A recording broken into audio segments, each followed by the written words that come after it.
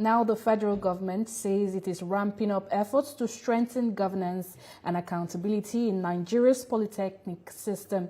That is according to the Minister of Education, who brought together key players at the Co-Heads Retreat, a strategic forum focused on reforming leadership and management across federal and state polytechnics. Abigail Zamani reports.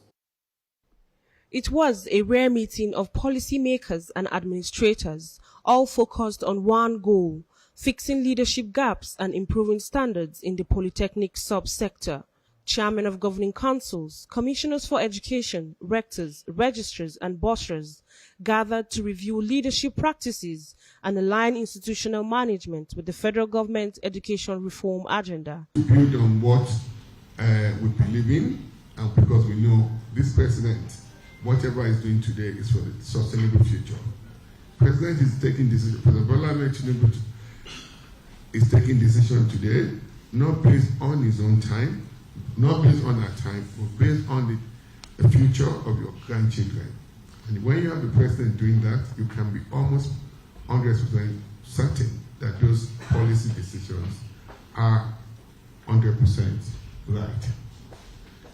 We are providing free tuition today at all our federal technical colleges and one state technical college. The retreat also tackled practical challenges, including financial management, administrative efficiencies, and compliance with regulations, as the ministry presses for greater transparency and institutional discipline.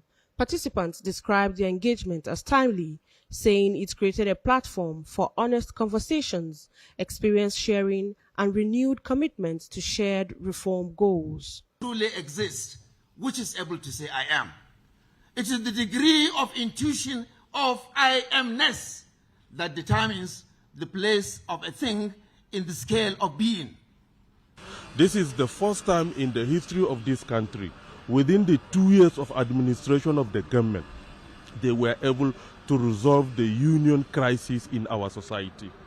We have been experiencing the ASUU crisis that lingers more than decades, but just recently we have seen the celebration of the sign of the agreement, and I know with the enthusiasm of the minister, they are going to implement this to the fullest. As the federal government positions education as a pillar of national development, the Co-Heads Retreat signals a shift from policy talk to concrete action.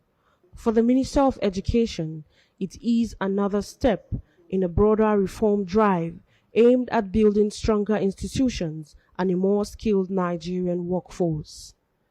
Abigail Zamani, TVC News, Abuja.